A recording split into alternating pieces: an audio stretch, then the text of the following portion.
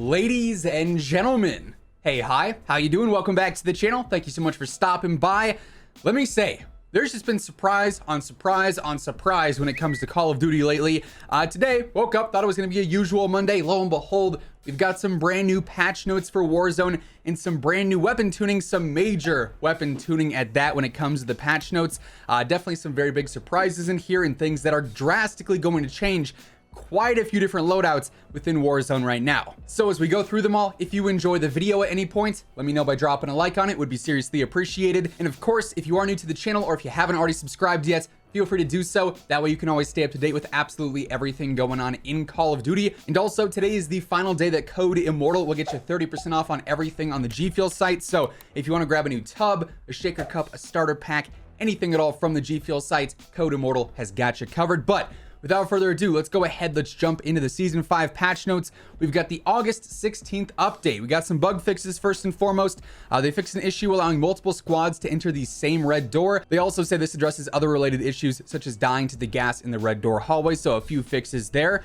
They fixed an issue where battle pass tiers were not unlocked correctly when the battle pass or battle pass bundle were received as a gift. Then they also fixed an issue with the PPSH where the KGB eliminator and GRU suppressor attachment icons were appearing as white boxes. That was just like a visual thing in like the bottom right where it shows your weapons. There'd be a big white box there on the menu too, so that's no longer an issue either. Now, as for the weapons, they say we are generally pleased with the state of balance and we do not think anything needs to be immediately addressed. However, we do feel there are some outliers in the assault rifle category that have been top tier long enough that it is now appropriate to reduce their power level to give other weapons the same time in the spotlight. Those changes will be coming very soon. So there's going to be some other weapon changes in the future, primarily looking at assault rifles, and I'm sure we'll talk more about those in a future video on the channel, so stay tuned for that.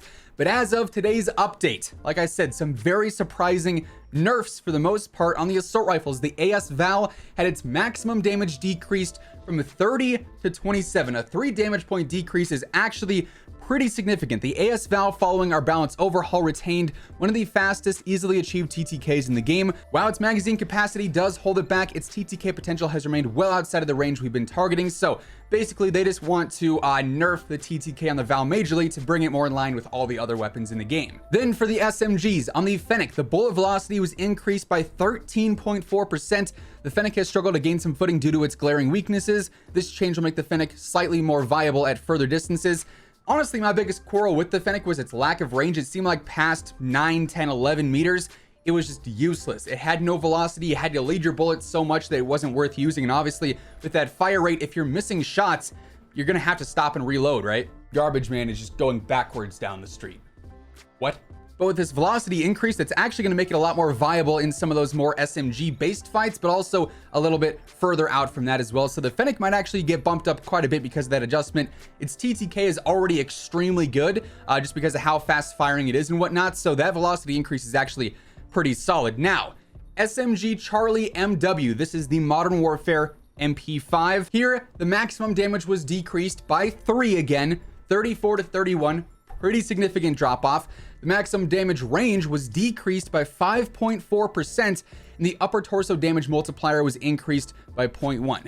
This change is intended to place some of the power of the SMG Charlie behind a mechanical requirement, making it a little bit less forgiving. So it's not going to hit as hard as it did before. It's also not going to have the same range that it had before, which is a significant nerf to the Modern Warfare MP5. We've got a video coming out later this week talking about the OTS, and in that video, I compare it with the Modern Warfare MP5. So obviously the stats won't be fully updated for that, but in that video, you could see the Modern Warfare MP5 primarily has the second best TTK in the SMG category when it comes to the meta subs. That's probably not going to be the case anymore with that maximum damage decrease. So this one, I feel like, does get bumped down drastically here. That's a very big nerf to the MW MP5.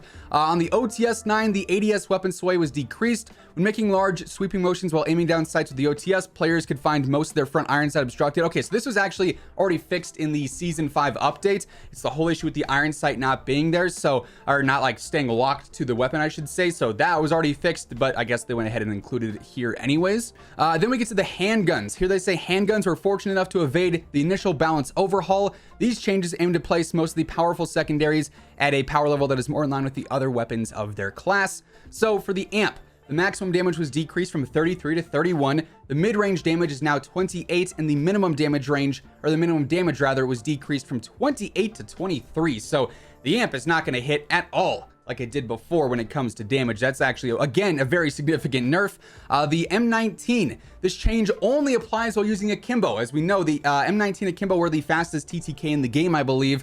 Maximum damage was decreased from 33 to 29. The mid-range damage was decreased from 28 to 25, and the minimum damage was decreased from 23 to 20. So nerfs to all aspects of its damage. Again, the MW M19 now is a lot less beneficial to be running. And then on the Sykov, this change only applies while using the automatic barrel. They're just nerfing everything here. The maximum damage was decreased from 27 to 24. The mid damage was decreased from 23 to 20. And the minimum damage was decreased from 19 to 17. So again, all very prominent nerfs to all these handguns, to the Modern Warfare MP5, to the VAL. These are all weapons that were pretty frequently used, especially like in solos. The VAL was very dominant. Obviously, everywhere the Modern Warfare MP5 was dominant. This definitely changes the close range meta a lot. Like it's a small update. Obviously, there's not a ton of patch notes, but what we do have here is very, very impactful in game. We will be breaking down all the effects of this later on, I would assume into the week or maybe early next week, talking about the close range meta and some of the new best SMGs and whatnot. But that's going to do it for today.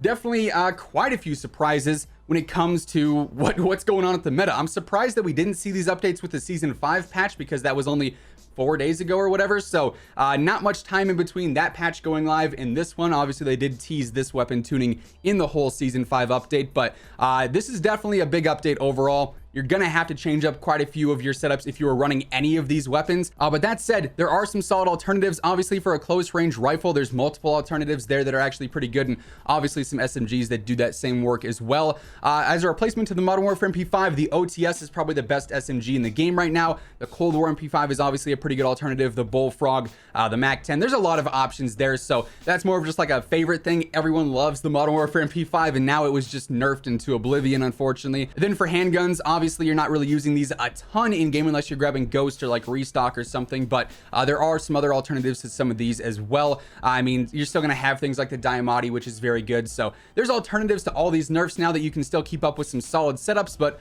overall, very game-changing update in my opinion. That is gonna wrap things up for today. If you enjoyed the video, let me know by dropping a like on it. It would be seriously appreciated. And of course, if you are new to the channel or if you haven't already subscribed, feel free to do so. That way you can always stay up to date with absolutely everything going on in the world of Call of Duty. But once again, thank you so much for tuning in. And until next time, take it easy, have an awesome rest of your day, and I will catch you guys later. Peace out.